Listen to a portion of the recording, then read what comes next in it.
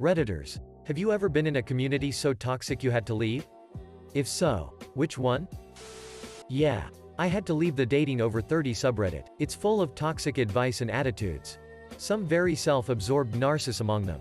Edit** forgot to mention the relationship advice subreddit for the same reasons. Basically put me off modern-day dating. Military spouse support groups. They get mean for no reason at all. Then they find out where your spouse works and try to get them into trouble with their first shirt. Edit. My bad y'all. First shirt is basically a glorified babysitter for their coworkers.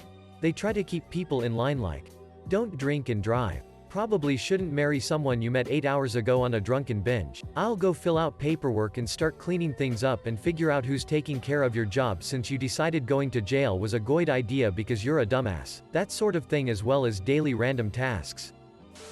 My former mega church's praise music band. We performed in front of 2,500 people and there were always 4 to 8 singers on stage. It felt like I was on American Idol watching singers trying to outperform each other by who could sing the loudest with the most vibrato while raising their hands in the air. It wasn't toxic per se, but it was a negative part in my life. I used to have a friend group that never made me really happy. I never felt validated by them and became sad whenever I was around them. I love being around people and friends, and just knowing that having to leave them and get some friends that liked me more was scary, and I just didn't want to have to leave a bunch of friends that I had spent 3 years with. I found some really good friends now. I haven't really talked to my old friends. But life is a lot better now where I really feel like I belong with them. Eating disorder. Twitter, Instagram, Tumblr. When I was younger, I made a private account as I was going through a difficult time and beginning to experience several mental health issues, one being eating disorder. I followed similar accounts, however you quickly end up with people who are pro-Anna. Shared tips. And just generally were also using their private account as their diary, but I guess it's just toxic when you're all in a bad place. I internalized all those messages, images and behaviors enforced by this community at such a fragile age that it's still stuck with me 7/8 of a year later. I don't blame that community for my ed, but it definitely made it worse, and I also saw it make it worse for others. More of an online community. It was a breastfeeding support group. As a first-time mom, I really wanted to learn about baby stuff, so I joined quite a few mom groups. The excessive superiority and self-righteousness of these purist breast as best advocates was bad. They would lambast moms for offering formula milk to the babies. Some were so harsh that it was truly hurtful for the women asking for help, especially moms of newborns who are hormonal and sleep deprived. Found a different source of info instead and left that group. Was raised Jehovah's Witness. Excommunicated at 17. I grew up in a bad family environment. And I learned to tolerate certain things as a coping mechanism, survival strategy. As an adolescent, I should have been more sensitive to those qualities in people and learned to avoid them. But instead I was especially tolerant as I had learned to be. And I surrounded myself with shitty people who took advantage of me. At some point I realized my friend group was toxic and started cutting them out one at a time. It was a slow and painful process. And it fucked me up to end those friendships even though they were bad for me. I had a lot of doubts. How could all my friends possibly be jerks? If I'm having conflicts with everyone I know, then obviously the problem is me.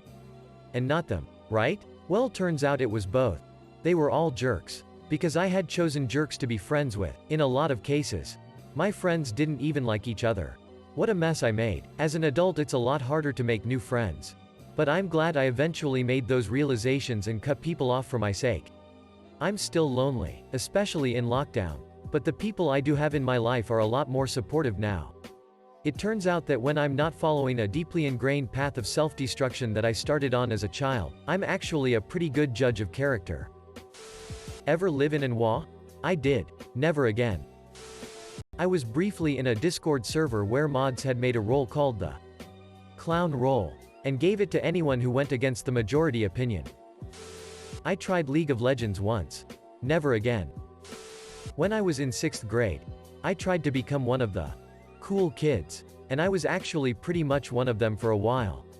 But then I realized that about half of what we did was making fun of people, so I left the group at the end of the year. Overwatch. I love the gameplay, I really do. But when people start yelling at me for not getting a team kill or not picking the characters that they want, it ruins the game for me. Then they pick a troll character and say stupid shit like, okay, well, if you're throwing the game, then I'm going to throw too. Like, how do they expect new people to learn when everyone is held to such a high standard? Such a shame. That game is a lot of fun. Back in 2010, I was big into the Muse fandom, had to leave because holy shit are those people awful. I still love Muse. Not their last album, but I don't associate with most of the fans. Same goes for Sherlock, which is the absolute worst fandom. It is just awful. I moved back to my reservation in my early 20s and I found it to be such a shitty place to live. Everyone knew everyone's business and like 90% of the people living there were alcoholics living off the welfare system. Someone died about once a month from drinking and driving on average. All of the just no subreddits. Way too toxic for me. Funny enough, so was relationship_advice. Almost every post has red flags and strangers calling for you to leave your partner. Seeing as how I'm single and my mom passed away, I don't need that negativity anymore. Honestly, all of Reddit, too much Reddit made me very unhappy and angry with the world. I moderate my usage of this website now. People are nicer in real life. The K-pop fandom. I still like the music, but I try to avoid crazy stans. Am I the asshole? The hive mind and bullshit opinions are unbiblical.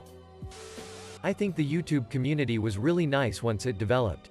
I'd say around 2010. But with more population there comes more hate-driven people.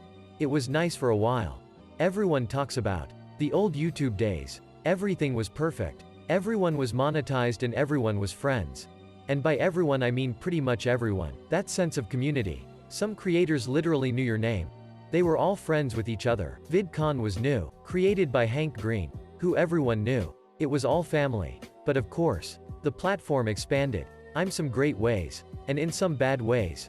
The days of everyone being friends and that sense of family was gone. I still love YouTube. I think it is something ahead of its time. Including all of its faults.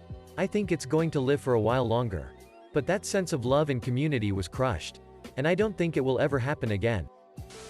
Blink 182 subreddit. Don't know if it's gotten better. The cringe community. Apparently, people just can't have fun over there without at least one use of the word cringe being thrown in there. I almost got into K-pop, but immediately stopped. The music isn't bad, it's just the fans. I feel bad for K-pop singers. The Star Wars subreddit made me ashamed to be a Star Wars fan. Edit. I love how I'm getting accused of being a Last Jedi fan, despite being openly critical about the movie. Nice job proving my point. Guys. Though that kind of hyperbolic attitude happens all across the fandom. Alternate history. So some context. The community there is generally pretty awesome and not toxic. It's got great moderators. Some of the best rules I've ever seen on a forum and some of the nicest people. If you want alternate history and alternate universe. i.e.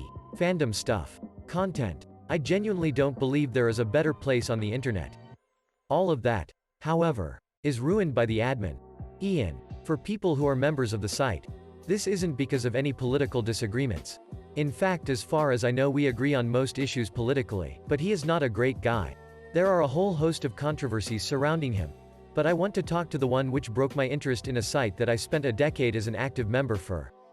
There used to be a thread series called the Halls of Infamy, with a fairly simple premise. In it, people would notify that posters had been kicked, banned, etc. and the reason for it. It meant that people could post reasons why a post was maybe not banned, kick-worthy, etc. and discussion could be had. It did get unruly at times. Though mostly not for the reasons you may think. Ian has a problem where he will enter a thread. Basically insult a large swath of people. Give an opinion that was rarely informed even to the extent that a quick Google would show was silly. My favorite. Boris Johnson and Michael Gove are apparently left-wingers. Personally attack people and then ban them when people asked him to stop. It came to a big event where basically, Ian had a very large number of people calling him out on his behavior and pointing out that, by the rules he established, he would have been permabanned for things he was doing on a daily basis. He literally recommended that rape victims commit perjury by planting false evidence, to which people, emo reasonably, pointed out that this was recommending people commit a crime, against the Zenforo rules. To which he banned actual rape victims. Pointing out that the stereotype of people doing that is why rape victims aren't believed, as rape apologists. Obviously, this drew the attention of even more people who were disgusted by his behavior. So, he had a hissy fit.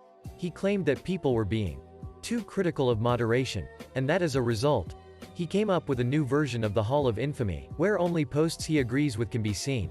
Yes, it is as bad as you imagine. So, although I love the site, love the people and love the content, and despite not having been banned, I find I just can so rarely bring myself to bother posting there anymore. It's not an environment where I can genuinely say that you won't be banned on an arbitrary whim, or that you don't risk an admin hacking a one-sided insult match against you till you ignore him or he decides to kick you. I felt like visiting is some kind of Stockholm experience and I check in maybe once every few months or so. Doesn't look like it has changed. Was just a bunch of whiny crap. Common opinions, nonsense, and a sprinkle of psychopaths. Edit. A letter.